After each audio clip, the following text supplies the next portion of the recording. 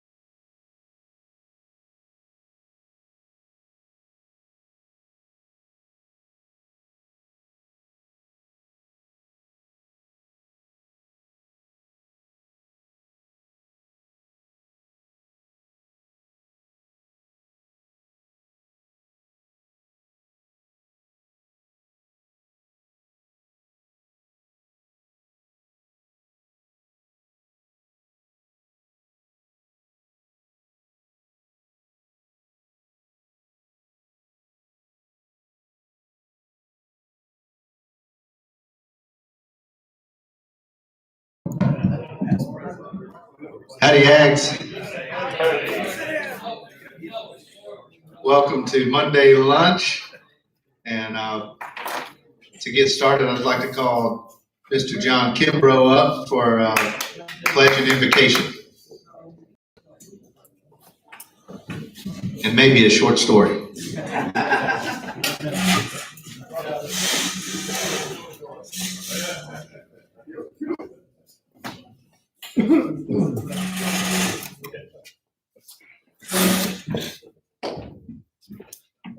Yeah, I kind of want to tell y'all about this little country church. Every Sunday, they have church service.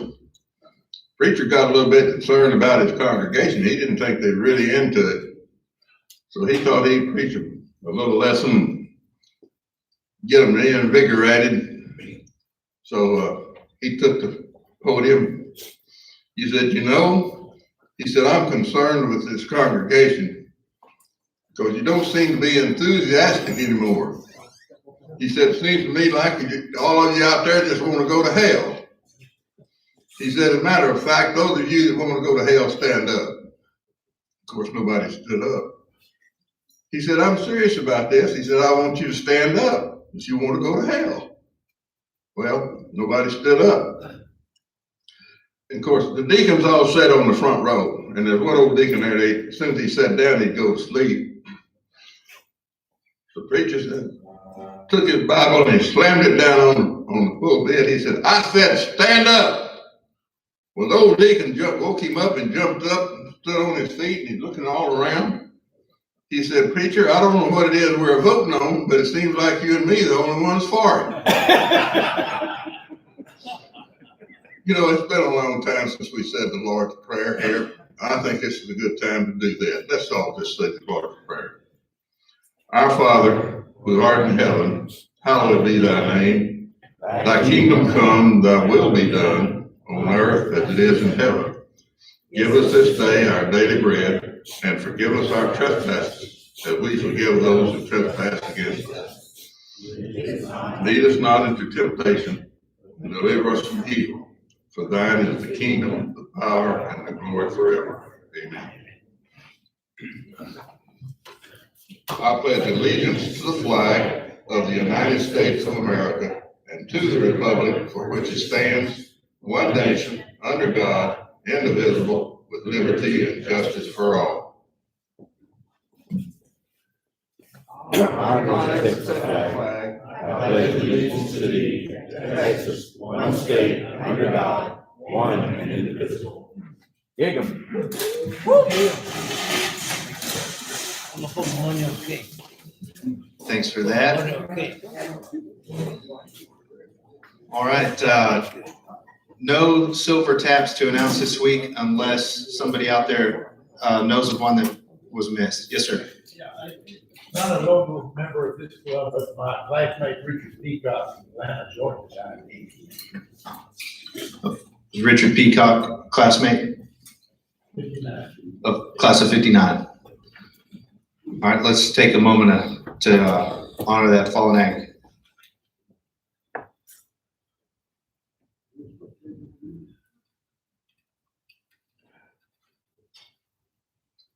Alrighty.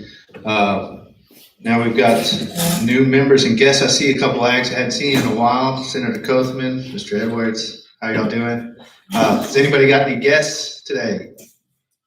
I got my guest here, Michael Chavis, a former military colleague and now a colleague in our second careers as well. Awesome, welcome. I brought my girlfriend who happens to also serve as a Just as long as they don't know about each other.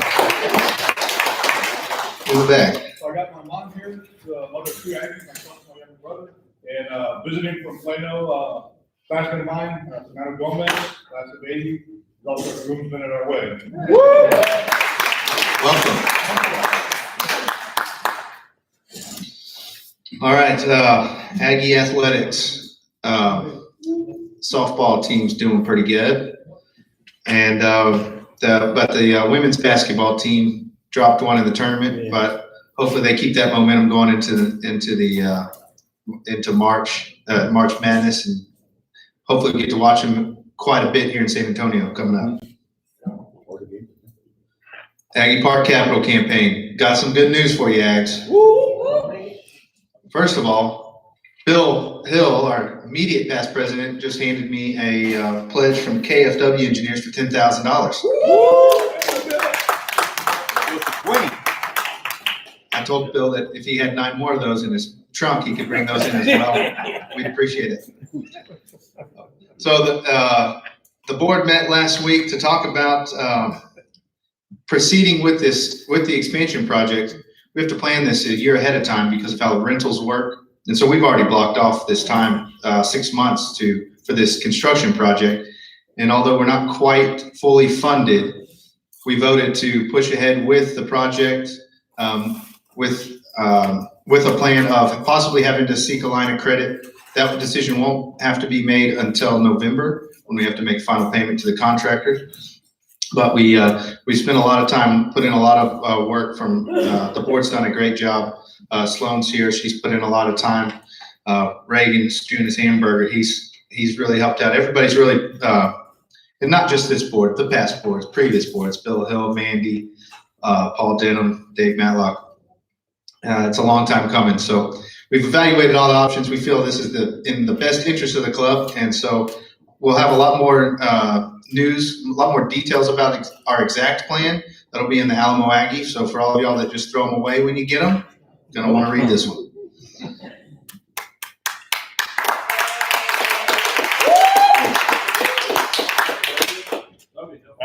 Good.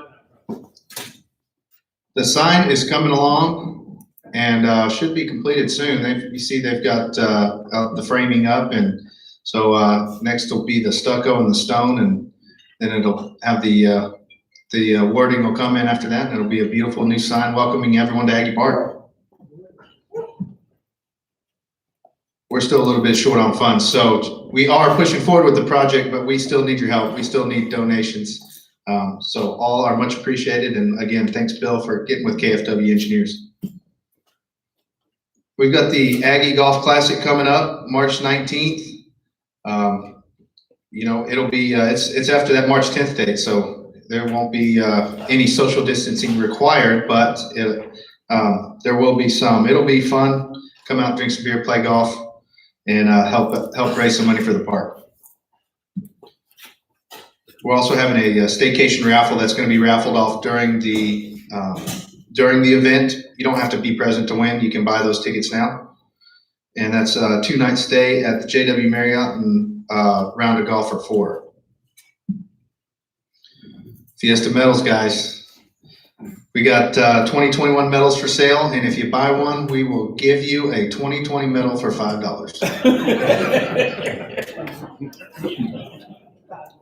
We've only got about 300 left, so get them before they're out. We've got an Aggie Work Day coming up this weekend. Paul Shooter is leading the young Aggies, and he has been putting in a lot of time and dedication to the club. And one of the ways he wanted to get everybody involved was to have Aggies, young and old alike, come out and help get some things done around the park, just to clean up a little bit and make our home look a little nicer. So that'll be this weekend at 8 a.m. If you can't make it, but you've got you'd like to support it with whether it's a monetary donation or you've got some tools or access to some equipment, we would much appreciate that. We're doing a member directory this year. It's going to be a hard copy. We haven't done one since 2013. We wanted to have something for the 100th year anniversary of the club. And so if you're not a member, pay your dues so you can get in, you can be included in the directory. And also if you got an Aggie owned business, we'll be featuring those as well. We've got a lot of swag gear. It's all on the website. Just click on the store, go check out shirts and polos. And Don, you got something? No problem with the website. It's not totally clear there yet. Get with Mary or me offline. I'm going to be placing for this week to order to stock in for the club. Tuesday, so I apologize for that, but we're struggling to get the website working right to show all of the year. Anyway, so call Mary if you're interested in something. She can tell you what we have, the colors, what sizes, you can take order with her. I'll place order this week. In 10 days, you can pick your stuff, or we'll get the website fixed next week or two. If you're having trouble buying any apparel, just find somebody at the club or on the board. We'll get you. We'll take your money. Today's International Women's Day, and we've got the Aggie Women's Club in the back selling pies. So if you don't have, if you'd like a dessert, get back there, and they've got some wonderful pies. And I'd like to say thanks to David for the great food. As always, we appreciate it. Circle G Barbecue. All right, before Reagan comes up to talk about our speaker this week, I've got one little personal story I've got to tell about Mr. Wu back there. We've got one of the most secure board of directors that we've probably ever had with between Vince and Steve Peterson. We feel pretty safe in there. And one night, it was a board meeting that was just right on schedule. It was about 9:30 at night. And somebody came rushing into the office door. It was open, so it kind of just abruptly opens, and we all looked up 9:30 at night. Who the heck's coming in here? And Mark stands up, starts to walk over there, and the guy peeks his head around the corner. It's just one of the guys here to clean up for the park. Well, I looked over, and Vince already had his hand right here, and so did Steve. And I was like, man, that guy almost walked into the wrong room at 9:30. But we always feel safe with Vince and Steve around. So with that, Reagan, you want to come up and talk about future Monday lunches and our speaker? Howdy. Great job, Logan. Let me run you through a list of our next speakers. Is that better? Can y'all see that a little easier? Next week, we've got a guy named Carl Pikus. He deals with 1031 real estate exchanges. I think y'all enjoy that. Still working on the 22nd. The 29th, we've got the mayor of Bryan, that Don Brees got us, Andrew Nelson. April the 5th, Linda Lamantia, the chairman of the 8 PAC. And then also on the 19th, Mike Smith is part of the Department of Criminology at UTSA. So that should be a good one as well. And also I've got several out there that we'll fill in as we go. But today, our speaker is Vincent Wu. He was born in San Antonio, graduated from Burbank High School before attending Texas A&M on a Navy ROTC scholarship. Vince was in, thank you, Logan. Could you bring my burger too? Vince was in the Corps of Cadets and a member of Company M2. He served 5 years in the Navy before he resigned his commission and returned to civilian life. He then moved back to Texas and continued in civil service as an agent with the Defense Investigative Service, and then as an inspector with the Bureau of Alcohol, Tobacco, and Firearms. In 1989, Vince was commissioned as a special agent with the U.S. Secret Service. His assignments included the Houston field office, where he was promoted as a supervisory agent and in a career development program. And in 2009, he received his master's degree from the Johns Hopkins University. He retired from the Secret Service in January of 2014 with a little over 24 years and a total of 33 years of federal service. He's married to the former Susan Thede, who's here with us today, and also his mom, and they are fact checking what Vince is going to say. So you can look to see if they're nodding or if they're shaking their head. They have 4 adult sons, Michael, Jacob, Nicholas, and Alexander, and 1 grandson, Christoph. Vince and Susan now live on 15 acres in Kendall County, and they enjoy woodworking and doing projects on the property and cultivating hill country rocks. Also, Vince is in his 2nd year on the board of directors and is a valued member of the board. Please join with me and welcome Vincent Wu.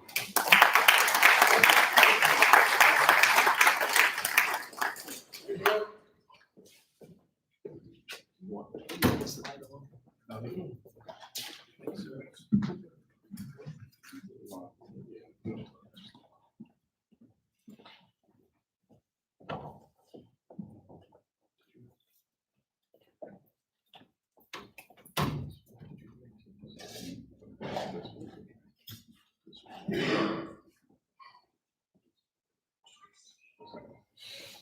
right, howdy. Howdy. So they wanted me to talk about my career in the Secret Service, which I'm happy to do. And I'll take questions after, if I can answer them. So after doing my federal service, actually in the Navy, the reason I got out, they found I was color deficient, so I couldn't fly, couldn't drive a ship, couldn't do underwater stuff. So I said, I'm out. We returned back to Houston, DIS, ATF, and then you would have said, hey, you're gonna be a Secret Service agent when you grow up? Not happening, but it did.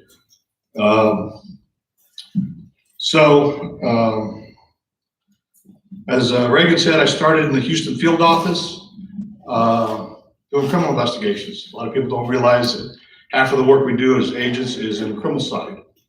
Originally, the paper currency in the United States was counterfeit. So I'll go a little bit of history. President Abraham Lincoln is actually the one that signed the authorization to form the Secret Service. And actually did it the day he was assassinated. So a little bit of history there. The Secretary of the Treasury was William McCulloch. He came to the president and said, hey, there's a lot of currency floating out there that's counterfeit. We need to establish an agency to combat that. They did, and so we started. So he was assassinated in April, but the agency wasn't formed until July 5th of 1865. They started with one, they called them chiefs, now it's a director, and 10 operatives, special agents back then. So as I mentioned, Lincoln was assassinated in 1865, Garfield was assassinated in 1881, and then McKinley was assassinated in 1901. So it wasn't until McKinley that Congress actually said, hey, maybe we need to protect our presidents in the future. So we picked up that assignment. So we're doing, again, counterfeit and protection of the president.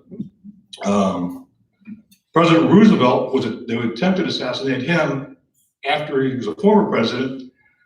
He had given a speech, and it was under the Bull Party, the Bull Moose Party, rather. And he'd given a speech, and it was a long-winded speech.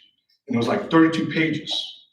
So after he got done, he took that speech, he folded it up in thirds, put it in his breast pocket. And sometime after that, somebody tried to shoot him. Well, it hit the speech, and the bullet embedded itself in the paper. A little history there. He was attempted. There have been several since then. In November of 1950, there were two Puerto Rican nationals that tried to assassinate President Truman. The White House at the time was being renovated, so he was staying at the Blair House, which is across the street, using the residence for visiting heads of state. They approached from two sides. Outside was a uniformed division officer of the Secret Service, was the ones that you see if you ever visit up there, in the white shirts and usually the black pants. He was confronted, they exchanged gunfire, and he was shot and killed, and as were the two Cuban nationalists. The officer, there's a plaque outside the Blair House that commemorates his actions. His name was Leslie Coughlin. And every year, the Uniform Division holds a ceremony to honor him. As any of you that watch movies and stuff, there's been plenty of movies about the Secret Service. I can tell you, some are realistic, most of them aren't. But the first one I know about was one that was back in 1950. It's called Mr. 880. And he was that old to remember that. Starred Burt Lancaster's special agent, and I can't remember his name, Buchanan, I think. But there was actually a Mr. 880. When you're doing counterfeit notes, all of them are numbered in sequence. And when they identify them by their different characteristics, they assign a number to them. This Mr. 880 was a counterfeiter in New York that actually hand drew $1 bills. And he would go around New York, he would never pass more than one, because at the time it was during the Depression, so that nobody would suffer the loss, none of the businesses. So he did this for about 10 years before he was caught. And they asked him, why did you only do, why not a $5 bill or something like that? And he told them, I didn't want the grocery store or whatever to lose that much money. And usually bought like groceries and just things to subsist. But again, they made a movie out of that. Of course, everybody's aware of, To Live and Die in LA. Guardian Test is probably the most realistic one if you want to, it's a lot of boredom and then a lot of anxiety and a nice poker factor. In the Line of Fire, nice movie. I got a poster of it. Never got it signed by, who was that? Clint Eastwood was the star in that. So a lot of agents got theirs signed, especially the ones out in LA. But I have the poster, it's framed, and it's in my garage, because that's the only place my wife will let me put it. I got a ton of memorabilia. It's still in boxes. So last little known fact before I get into some of the other stuff I did. For the whole time in my career, every director of the Secret Service rose through the ranks. They were special agent, assistant special agent in charge, assistant special agent, deputy director, and then they would become director. They were all from within. There was one that President Trump nominated. First one in the history of the Secret Service. The one now was actually an agent that was on the presidential detail with him. But the one that was not was actually a little character named Randolph Tex Ailes. Anybody remembers his class of '76? So the only director that wasn't from within was actually an Aggie. He was a lieutenant general in the Marine Corps, served in the Department of Homeland Security, and was director from April 2017 to May of 2019. So, well, history there, some good history. So after doing criminal investigation in the Houston field office, usually career is criminal investigations, you go to a full-time protection assignment, and you go back out into the field doing, hopefully as a supervisor or senior agent, and train, as we call the baby agents. I went to the Bush Protective Division, which at that time he was a former president, living part-time in Houston, and the other part of the year in Maine. So part of that was, we traveled all over the place as a former president. I went to China like 6 times, Europe 4, the Middle East 3 times. Traveled a lot, and while I'll show you a lot of pictures I have with you, I didn't realize I had that many. I was sifting through them going, I got to whittle this down. I'll be up there for a couple hours, and I'm sure they don't want to hear all of that. So, as part of the law that we cover, the president, first lady, while they're in office, and once they retire or become former presidents, they keep it for life. President Clinton rescinded that and put it for 10 years for every president after him. But that was changed when President Bush 43 came in because of the Iran-Iraq war. So now every president gets it for life again. So really no change to that. So when we're up in Maine, after traveling, it would be a transition, usually in the middle of a foreign trip going up and coming back. So usually at May, he would plan a trip.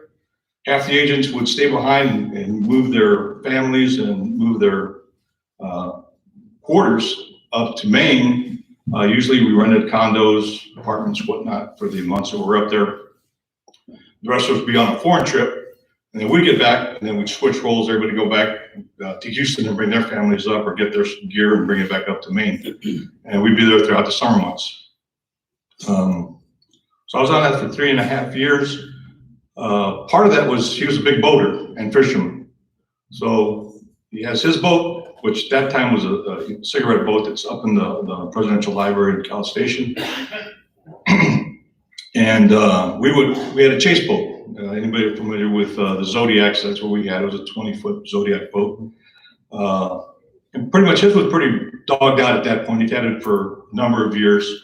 So we could keep up with him. About halfway through my time there, he upgraded to a fountain offshore fishing boat. Now we had our boat, which was quick, at twin 150, so we had 300 horsepower. His comes in, it's got twin 250s on it. It's got 500 horses, that thing could fly. So needless to say, we had a little bit of trouble keeping up with him. The trip drivers always told me to back off a little bit so we can stay up and keep up with you. The other thing we had was rescue swimmers. So if for whatever reason, he got knocked off, fell off the boat, or anybody with him, we were charged with going in and rescuing that person. Priority, again, supervisor fell off. Hey, see you later. There's enough room to move up. There's an opening. But if the president went in, obviously we're going to go in after him. And also, I was a small boat operator, and those required special training.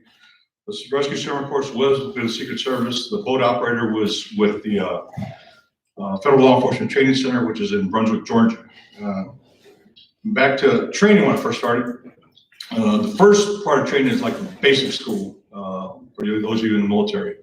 And it goes over constitutional law, basic arrest techniques, basic firearms, marksmanship, and everything. That's conducted in Georgia with a lot of other federal agencies, Border Patrol, ATF, what's in there? The Capitol Police train in Georgia. Our secondary school is in, where I was an instructor later in my career, is in Beltsville, Maryland. So that's where we got all our specialized instruction. Counterfeiting, we're doing what we called it back then was access device fraud. And access device was something actually called it anything that you could access financial records. At that point, it was like your social security number, bank numbers, things like that. And that evolved into identity theft, which is what they do now, a lot of it. So back to the bush detail. Small boat operator. So during the summers up there, half the time I was either driving the boat or in a wetsuit following. And those of you who've been up there, it gets pretty warm. So you're in a wetsuit, and it's usually a shorty because we go to full and you'd be passed out from lack of water from sweating so much. But the water is actually pretty cold. The only people that got in the water up there were the Canadians. You never saw an American get in the water. It was cold. It was 58 degrees, 60 degrees. It was pretty cold. Again, traveling, a lot of travels we did. The detail was small because of the former president. His sons were a little bit larger because active threats after the war and stuff, and still some. So the size depended on active threats, a lot of other intelligence gathering that we had during the time.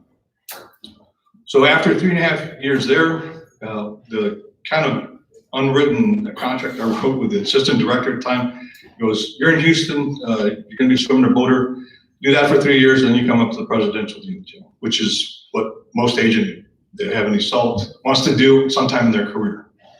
So in May of '99, transferred up to DC and caught the last 18 months of President Clinton, and then transferred into George W. Bush. So on the presidential detail, there's 300 agents. You think, wow, that's a lot of people, but it's divided up into different sections, and it's changed since I left. So at the time I was on the detail, you had 4 shifts of agents, usually about 25 people apiece. So there's your first 100. So during those 4 shifts, you had a midnight shift, midnight to 8, day shift 8 to 4, and the evening shift 4 to 12. Now there's 25 agents, not all 25 of them work during that shift. The other thing you covered was advances. So the president was going to come, say, to San Antonio and then go to Houston. You had to send out an advance team. And the minimum of an advance team was 8 agents. So you had your lead agent, your airport agent, a side agent for every site he was going to do. So if he went someplace other at the airport, they needed a side agent for that facility. So if he went to the JW Marriott, an agent was assigned for that. And then in that 7 days, in the US it was 7 days, he learned everything about that building. Sprinkler systems, fire systems, how many floors, what the alarm system sounded like, how he's coming in, how he's going out, how many people were going to be there. You get with the staff. You do the background checks of people that were going to be on the stage with him. A lot of moving parts that go into that 7 days. You also had your counter snipers, counter surveillance, your magnetometer people, metal detectors for people going into a venue, which actually didn't start until after the Reagan assassination attempt. So a lot of moving parts when the president leaves the White House grounds. And so out of that 25 out of each shift, they pick a few from each one, and hey, you go to San Antonio, So there might be 25 on the shift, but working that day, it was much less. It was 5 to 7 people.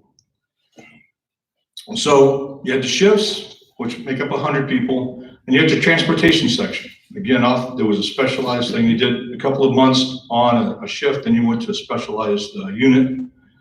Transportation was the guys that drive the cars. You had another set of mechanics. That's all they did was work on that car, make sure it was in tip-top shape. So people in TS, they went to a special driving school. I don't know if anybody familiar with South Carolina Highway Patrol. They have their own set of drivers because they would chase bootleggers and whatnot. So they did high-speed intercept driving. They would go down there and train there. They would train with one of the 3 other agencies that nobody ever talks about, the CIA. They have their own driving course for their operatives, and then our school. So that they had like a month and a half of just pursuit driving, evasion techniques, everything else, before they were allowed to drive the limousine with the president in it. So transportation had about 30 guys. First lady's detail. Wherever the first lady, there was a group of agents that went with her. They would do their own advances. They would have a group that would travel with her wherever she went. And then again, you came back to the normal 4 shifts. The time I was on, there was a unit called the Counter Surveillance Unit, which I was a part of. And as the name implies, we were doing counter surveillance. We were looking for people that were looking at us that were trying to do harm to the president or anybody that we were protecting. Again, a specialized unit. We just in civilian clothes and had our ways of communicating that were, you're gonna have a earpiece in your ear and that you look like an agent. Speak again. I was actually on a counter surveillance unit on 9/11. So that morning, went into work early, got my workout in, had one in the building.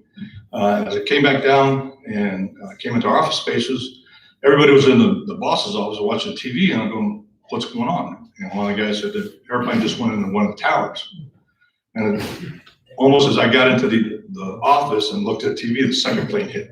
And about 20 seconds after that, the boss's phone rang out, and he goes, send out the troops. I was, again, counter surveillance, we weren't wearing uniforms or suits or anything. We spread out into the 4 positions around the White House, north, south, east, and west.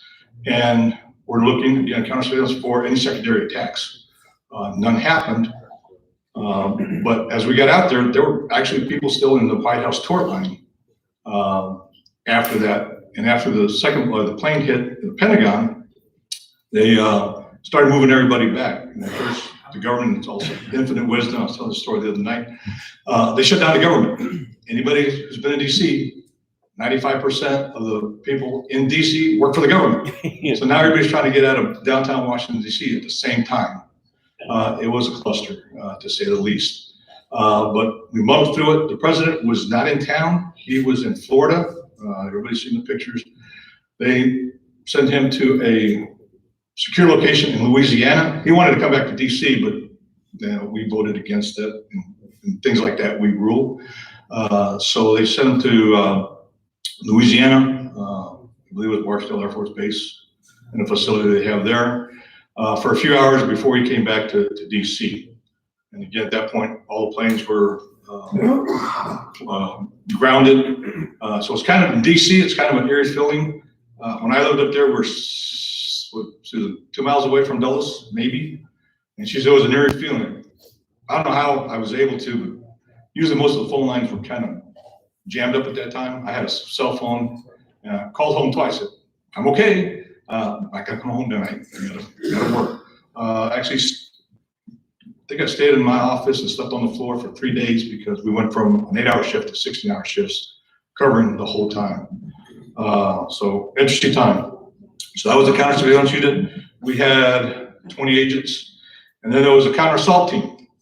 Again, as name plans, if there was an assault on the motorcade or against the president, they would counter that assault. These are the guys they were the black BDUs, and they had the M4s and body armor and flashbangs and all that kind of stuff. So in and around that, like I said, there was 300 agents. Talked a little bit about the advanced teams. In the US, you had 7 days to prop everything up, get everything ready for that visit. When you're on a foreign trip, you usually have 14 days. One, a lot of times you have language barrier, so you're traveling around with an interpreter and usually a member of their police force or national police doing the same thing, get everything ready, looking at the building, the venue, making it secure, using their police force. And when the president traveled overseas, usually we bring our own cars. They're called car planes. They're usually, back then it was C5s. Now they're using C-17s. So every time or every city he goes to, that advance team, those cars fly in. So there's multiple cars. There's not just one car because we wouldn't be able to do it. So those planes fly. They call them banner flights. So they get number one priority. Those planes, they break, they get fixed right away. It's like a one priority. So the cars either leapfrog or they go to those positions, they drop off the cars. They're secured 24/7. There's always an agent, a mechanic, and usually a uniformed division officer around that car. Nobody gets near it while he's overseas. And you have the presidential detail, which is the cluster around the president. Usually when those car planes, you fly in agents from around the country. So like when I was in the Houston field office, you were assigned a rota, which is a rotation assignment. They'd get people from all over the country. You fly into DC, you get on a car plane, you fly to, one time I went to Brazil and Argentina. So I fly to Brazil. You remember the inner perimeter, which is the ones around the president, and you had a middle perimeter, which is made up of Secret Service agents, and you had outer perimeters. You had 3 rings of protection. The outer perimeter was usually with local police and an agent. Those are all the checkpoints.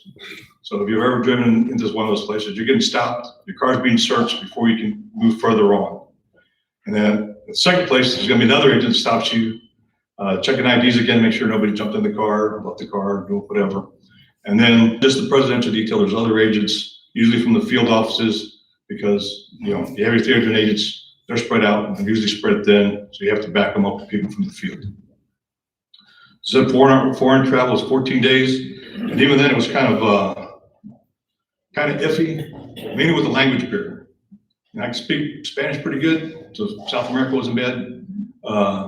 Going to countries that speak Arabic, and some of the other countries, not so much. So a lot of interpreting going on at that point. So one of the things, I did fly on Air Force One. They all have first class seats. It only holds about 90 people. You figure a regular 747, they fit 300 plus, at least 200, I know of. There's only 90 seats. The bottom of the thing is usually, they have a lot of equipment to repair the plane if it goes down. And the top deck is all communications. The Air Force runs that. So one of the nice things that my shift leader let us do is, you're flying on Air Force One, you got to make one phone call. So I told my wife, I'm going to call you. She goes, I don't care. So I ended up calling my parents. And it's one of the things like you hear in the movies. So pick up the phone and say, I want to call this number, 210, blah, blah, blah, blah, blah. Put the phone down. The communicator, the operator there on Air Force One dials the number, and Mom, did you pick up the phone or was it Dad? You don't remember? They picked up the phone and said, are you willing to accept the call from Air Force One? Okay, please stand by. And I get on the phone, they ring in our compartment, they ring the phone and said, hello, who is this? This is your son. I'm on Air Force One, we're flying, I think at that point we're flying to Japan. So every agent got to do that, which was nice. It's a little bit of a payback for all the time that you're gone away from home. I think one year I calculated on former President Bush, I was gone 222 days that I did not sleep in my bed. We were on the road doing something. I don't think it was that much, at least half the year. My wife can attest to that because I always had a packed bag. And it was fun. I'd do it, well, I don't know if I'd do it again now, but I would do it again in the past. Now it's a little bit more. I said after 9/11, we went from looking for the lone gunman or the small groups to now we had biological we were a little worried about. They talk about dirty bombs, somebody getting some nuclear material and just throwing it in the room, things like that. So really kind of amped up during the time I was there, and it's still ongoing.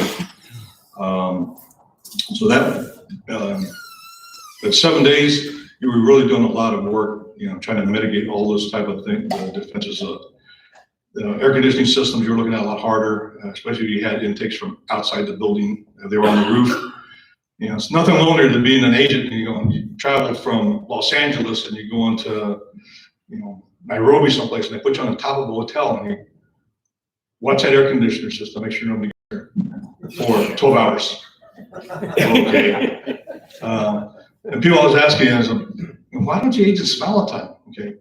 Get up at 3:30 in the morning, put on your best suit, stand for 8 hours on hard marble, and then have to go in front of a crowd, and I don't think you'd be smiling either. It's just one of the things, you're just tired and you want to get out of your suit, maybe have a cold beer and get some sleep. So that was kind of the joke back then. Going through training, we are in the field office. Every once in a while we get to go and talk to the elementary school students, high school students, and of course one of the questions they always ask is, have you ever shot anybody? I go, let's see, today's Monday? Not this week. Just kidding. The other thing I tell them in training is that this guy came in, a big muscular guy, he was from one of those 3-letter agencies. He came in, gave everybody 2 sheets of paper clip, pencil. At 1 hour, showed us 10 ways how to kill somebody. After that, we had to rebend that paper clip, hand back, tear up the paper, put it through a shredder, and hand back the pencil. Just kidding. Maybe. Okay. So after my time on the President's detail, I was an instructor at the James J. Brownlee Training Center. That's where all agents go for their upper level driving cars, dual protection, counterfeiting, network intrusions. Now another big one. A lot of the systems now that are in hotels are all automated. People can hack into those. So we have a group of agents smarter than me. They go in and make sure that those systems, those computer systems, can be hacked. So the president's going up in an elevator, which a lot of them are automated. They can't go and make it stop or make it drop. So they go in there and protect those kinds of systems, as well as all the other ones that are incorporated in a lot of hotels. So while I was at the training center, again, first year instructing, I taught protection theory, and then I was promoted, and I was in charge of all the baby agents coming through. So I got to see all the records coming in, where they're from, what college they went to. The time I was there, I started keeping track.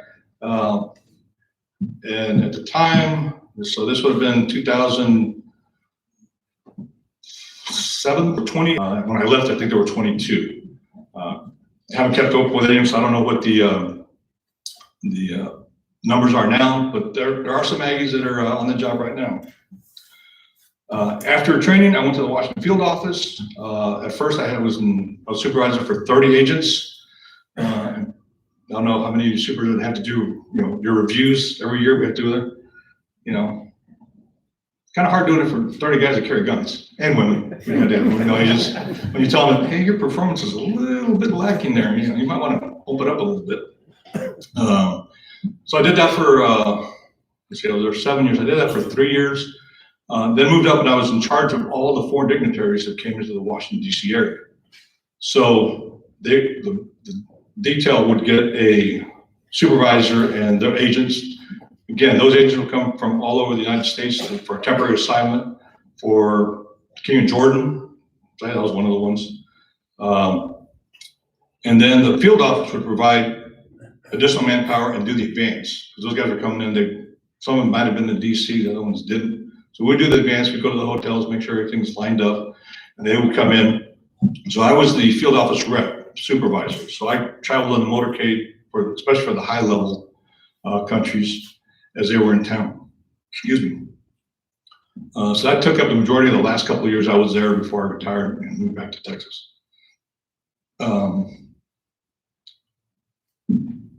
That was about it. Left, came back here, couldn't be happier. So got a couple of slides. I'll kind of talk through them as I go. So as I mentioned before, the badge on the left is the one I actually started with, and then the one on the right After we became part of the Department of Homeland Security, they changed the badge. But what didn't change is the one in the center, called the Secret Service Star. The one on the left, they call it the coffin badge. I don't know why, because that kind of implies not good things, but it's got the star. The one on the right has a star. It's called the Old Star. There have been like 5 badges for the Secret Service. And I think the third one was just that star. And that was from about 50 to 72. That was the badge. Now they've embellished a lot more with the eagle and the sun rays and everything else. But that was the badge I carried until the time I retired. And I've got one actually now, so nice to see you. On the bottom, it says, instead of special agent, it says retired, which is good. So again, in the Washington, rather in the Houston field office, the criminal investigations. 1 year of that, I was assigned to a HIDTA task force. HIDTA stood for high intensity drug trafficking area. So I didn't travel. I didn't wear a suit. I was with a bunch of Houston police officers, customs agents, DEA agents. Who else was on that? Customs, DEA, HPD, and myself. I was the only Secret Service assigned to this detail. And we were looking for people that were transferring money from illegal gangs using narcotics and drug sales back to South America, to Colombia. So that's me in front of, I think that's $250,000 in that ice chest. There was more in that house. I think you see the box behind it. There's another $250,000 in there. Total, it was $3.2 million in cash. And then the drugs. That was a different day. We did this continually. So we did this repeatedly for different people. That's 104 kilos of pure cocaine.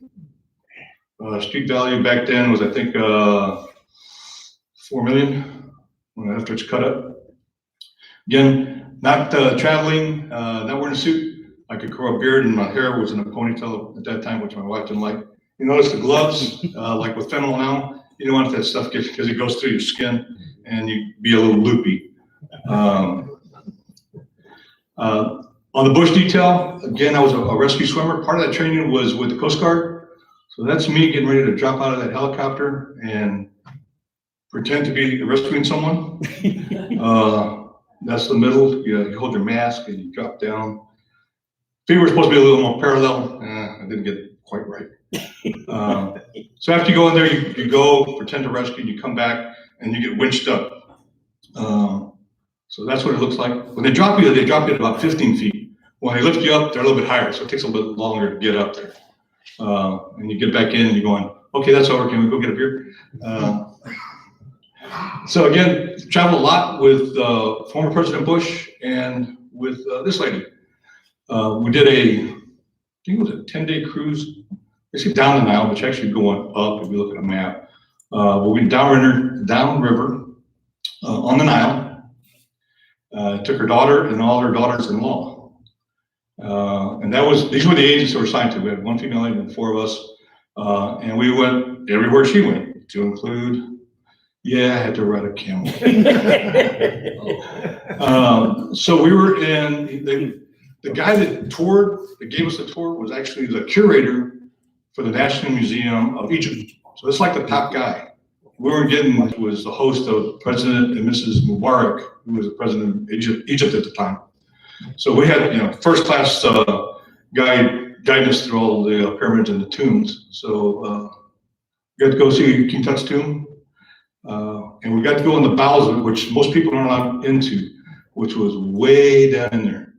And they didn't allow flash photography because it would degrade the pictures that have been in there for thousands of years. So we had to kind of shoot them surreptitiously. Another place I went to was China, both before and after they started opening up. So first time I went there was like no cars and everybody was on a bicycle and most of the trucks were delivering stuff. One of the trips I got to take my wife on is she went to China one time with me. She met me there. It was on a 3-day weekend. So as you're doing your advance, you do it and you go to the embassy, you go to all the sites again that he's going to. But when you're overseas, the embassy shuts down for US holidays and the host nation holidays. So it was over the Labor Day weekend. So 3 days had nothing to do. So I said, you want to come out to China? She said, sure. So, but by that time, The ratios of bicycles to car changed, and there was about half and half. But you can't put that many people in the cars and teach them to drive that quickly. So these people did not know how to drive.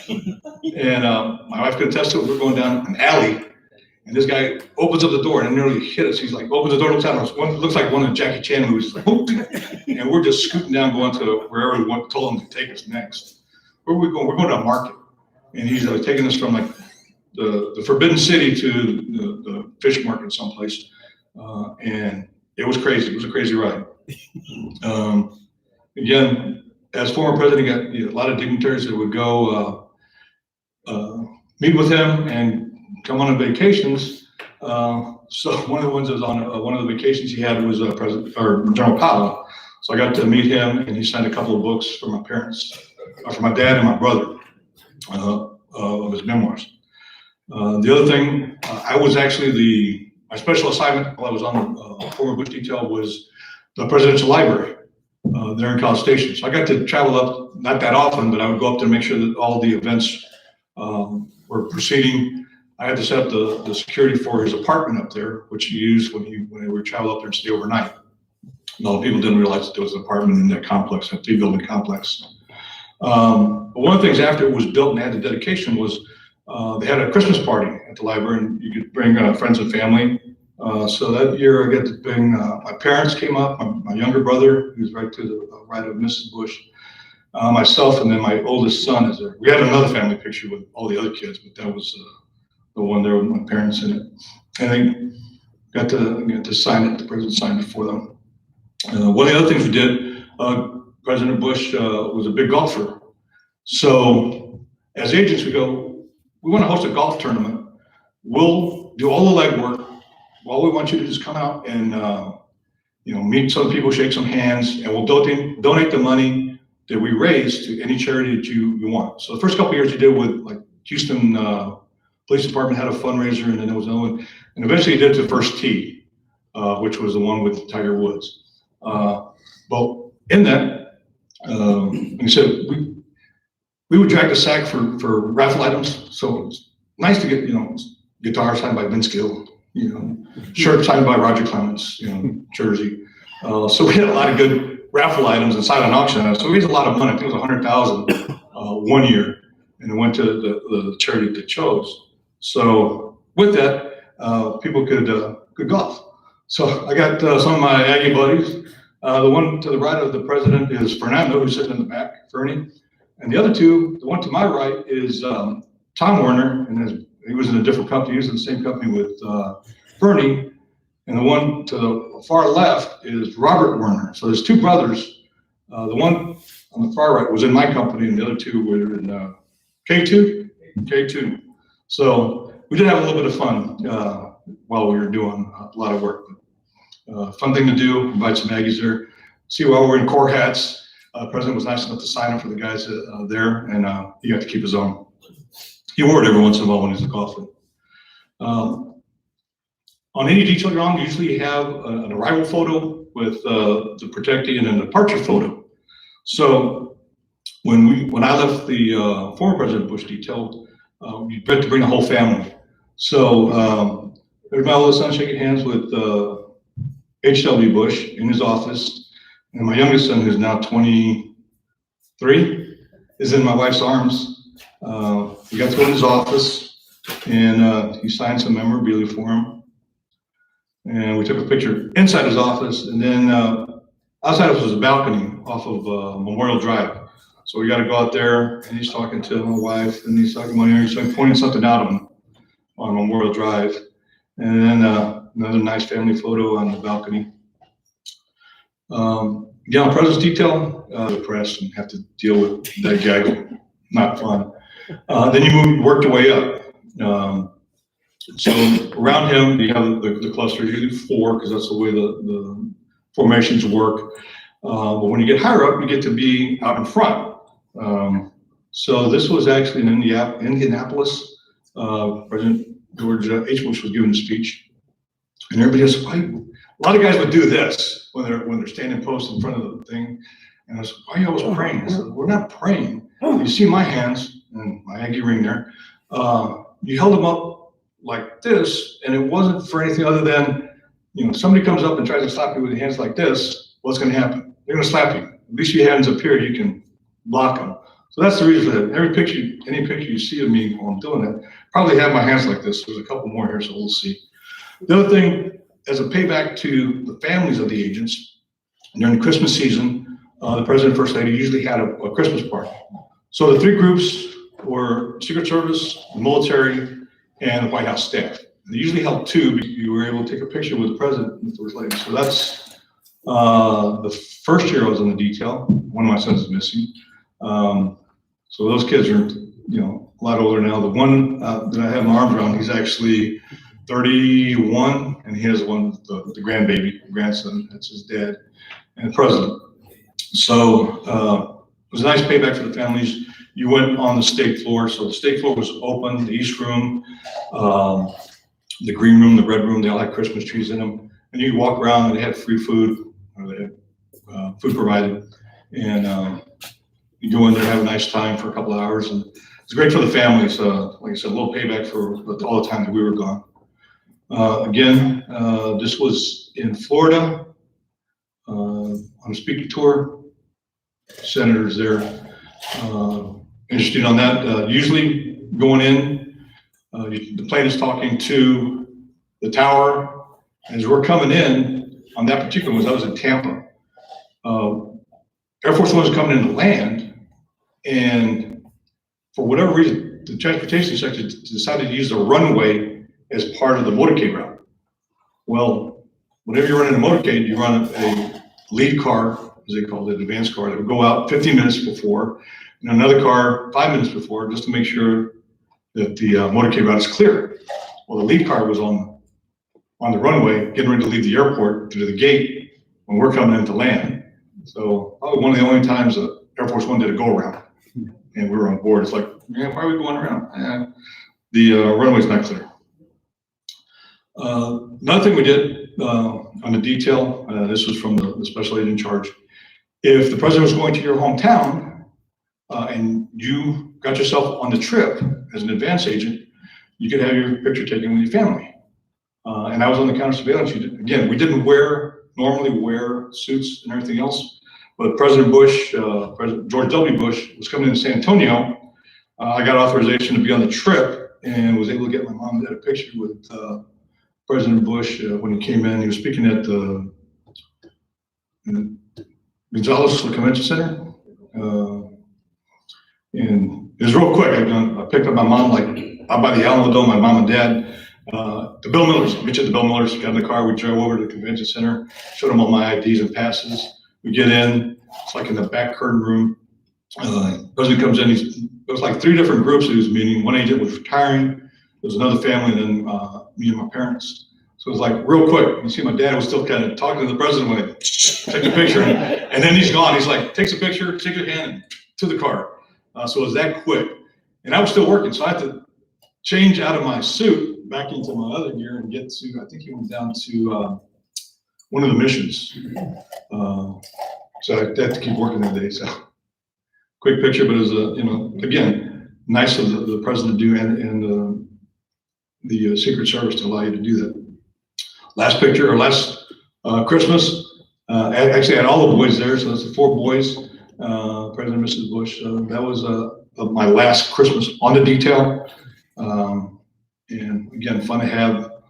Boys got a kick out of it, and there's ice cream. I think they ate more ice cream than they did any of the other things, because they have prawns and pork chops and all kinds of food. It was fun. And one of the better ones, I think we were in Crawford, and we had to go to Houston again. President was speaking at a fundraiser for one of the officials running for office. So this is one of the nice pictures that I have. And again, you see my hands are up, but the photographers that took this, they call them the press pool that travels with the president all the time. It's like 13 UPI, API, Reuters, whatever. They have their own gaggle that follow him. And he took his picture. I got this picture in my email. I go, wow, that's a pretty cool picture. I didn't know it was the guy on the other side. Who eventually became the special agent in charge of the detail for think he did Obama and part of Trump, was he had bribed the photographers, hey, if you take a picture like this and take, so his picture from the other side has the president and the first lady, she was sitting down behind him. So we got some cool pictures out of that. And then one of the things, one of the other cool ones is, you got a picture of the president leaving the South grounds, and I'm actually the press, make sure they don't do anything crazy. And again, departure photos and departure photos, as you're leaving the president's detail, you get to bring your family to the White House and take a picture inside the Oval Office. So that was a George W. Bush and the family. And again, it's one of those things, a long line of people going out past the Roosevelt room and down the aisle, and you're like, I think I have a video of it too. They put the video in there. You walk in and say, hey, how you doing? I said, you introduced, as my wife Susan, I said, Michael, blah, blah, blah, blah, turn around, take a picture, and out the door to the Rose Garden. It's about 30 seconds long, the video, but that's the picture we got. And again, it's nice for the kids to have when they grow up, and we got multiple copies of it. That's all I got. Questions? I got a question back where you were standing in front of Bush. Were you on detail when that, I don't know where he was in Iraq when the guy threw the shoe? I was on the detail, but I was on that trip. Okay. I was the other guy on the trip. The guy threw the shoe. Yeah, he threw the shoe. Sir, This goal. it's a quarter. Mile and a half run, push-ups, sit-ups, push-ups, sit-ups. It's a quarter. Mile and a half run, push-ups, sit-ups, push-ups, sit-ups. There's a flexibility test. And one other thing we can, yeah, once a quarter you have to do it. And shoot, when you're in DC, when you're on the field, you qualify 4 times a year, once every quarter. When I first came on, we had revolvers. If you can believe that, in 1989. We switched over to semi-automatics in 1992. Went from a Smith & Wesson Model 19 revolver, 57 Magnum. We only carried 38 plus rounds. But then we went to a 6-hour 228 in 9mm. Eventually changed that to SIG. It was a 229 and 357 SIG. So those are the sidearms that I carried. When I first started, we were still carrying the Uzi, our submachine gun, and the whole 22 years I was on there, the shotgun, the preferred shotgun by military police was the Remington 870. So those are the 3 weapons. Then we upgraded from the Uzi to the MP5, the H&K MP5, and shot those. Sir. The numbers impressed me. You said there were 200, 300. Right. How many total agents are there? Okay, so total agents, when I started, there was about 2,400 agents. Those are spread throughout the United States. When I left, it was hovering right around 3,300. Comparison, the Bureau has 10,000. So yeah, we're pretty small. Sir. Yes, sir. Can you give us some insight on the failures of the breakdown of the tragedy of John F. Kennedy in Dallas? A little before my time. The question was, I didn't know any, give a breakdown of any of the failures during the Kennedy assassination. I read about it. We were taught about it in school. Back then, one of the things that came out of the Warren Commission was the advance work. They did advance work, but it wasn't as thorough. So a lot of the motorcade route, like today, they didn't have counter snipers up in a lot of places. Exact details, I couldn't really tell you. I'm not that knowledgeable. We got to read the file, but there's not much in the Secret Service file. A lot of that was in the Warren Commission. But that was probably the biggest thing, and one of the biggest changes was in the advance work, where they went out. I think back at that point, they only went out maybe 4 days in advance, and there was maybe 4 agents. Where now, like I said, any place he goes, there's a lead agent, overall charge of everything, and every place he goes to is an agent assigned, and then all the other magnetometer guys go and they see how many they need. They bring uniformed division officers to run that because we don't. We have an intelligence division that keeps track of all the threats against the president. They come in from, we use all the other agencies, DIA, Defense Investigative or Defense Intelligence Agency, the CIA, local police, they gather all that intelligence. We suck that information in. We don't have our intelligence agents and operatives everywhere. We mainly rely on local sources. So if we come to San Antonio, we would get with SAPD and the sheriff's office and say, hey, what do you have out there? And there's somebody in Houston. We had a guy that we called, it was in the terminology we use, class 3, which means he had made threats, and if he wanted to, he could try to execute those. If they weren't already in prison, we would sit on them. We put an agent and usually a police officer, and that's all they did was follow this guy around for the whole time the president was in town. A good answer, thank you. So, Logan. Did you ever fly to Epstein Island with Clinton? Repeat the question. Did I ever fly to Epstein's Island? He was a former at that time, and I was on the detail. Do you have any requirements on suits, color, dark, or whatever? Requirements on dress? No, but usually most of the guys, is conservative suit. We had 1 or 2 guys that would get flashy at a time, but no, there weren't any requirements. But most people just conservative, dark suits, pinstripe suits, things like that. I also had to make sure that they were big enough that you had to cover your soft body armor. That nothing worse than you have a small suit. You just you look like Hulk Hogan, and it doesn't work. But I was curious about food and beverage for the president. food and beverage for the president. There's not an agent, it's the food tester. That's usually what people. There is it's not quite a chef.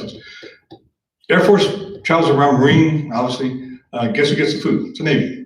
The Navy mess is the one that they send out a person that watches the food being prepared.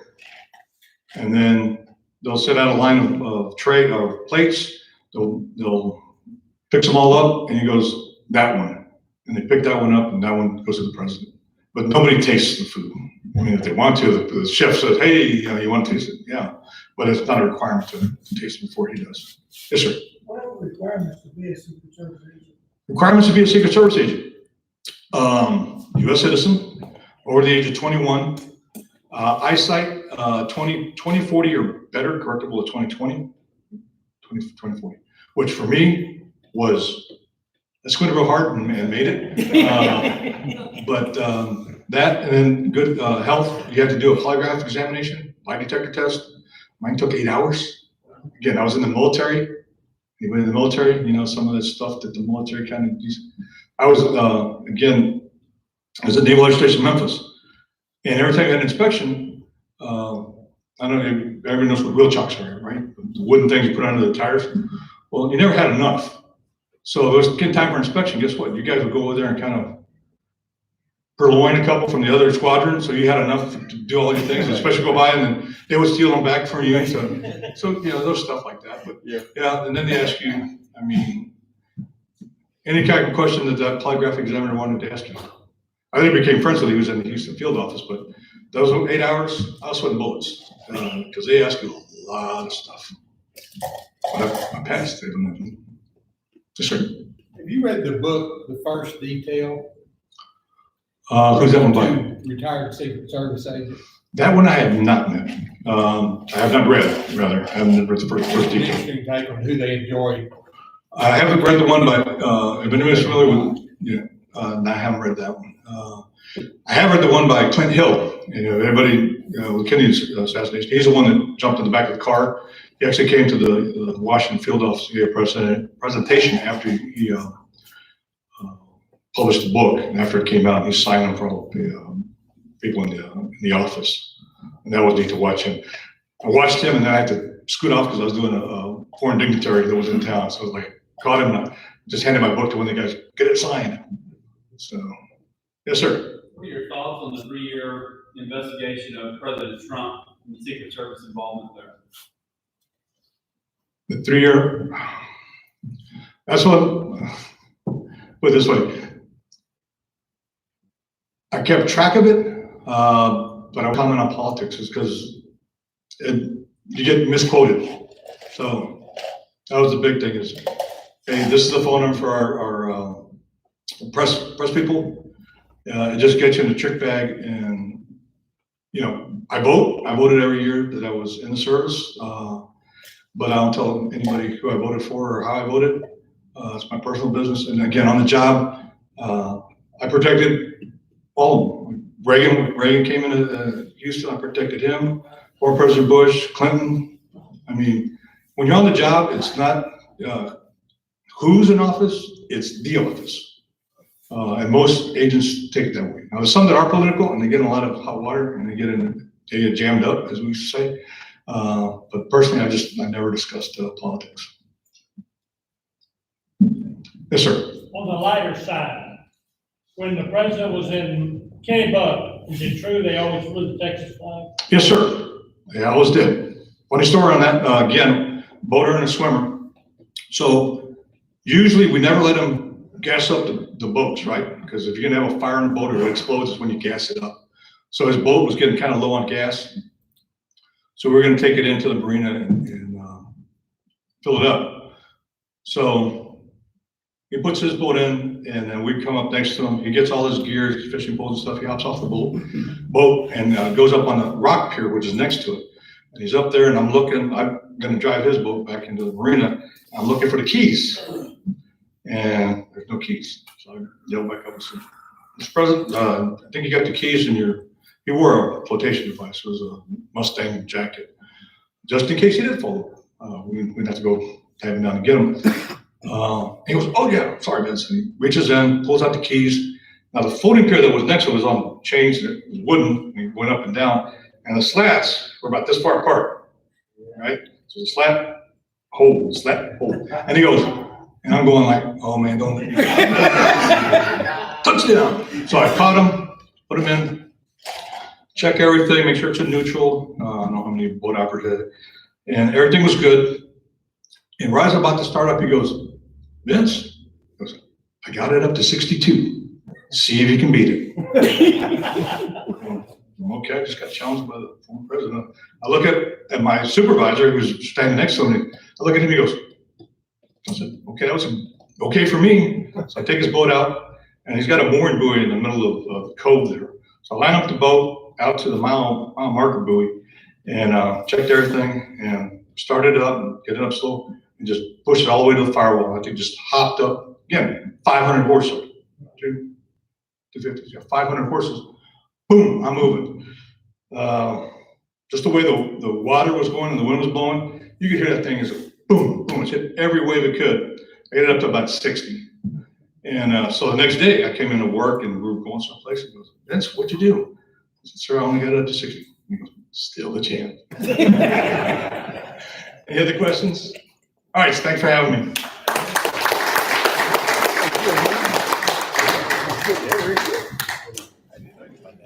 Vince, thank you so much for your time that you've spent with us today. Also, thank you for your service to our country and your service to the club.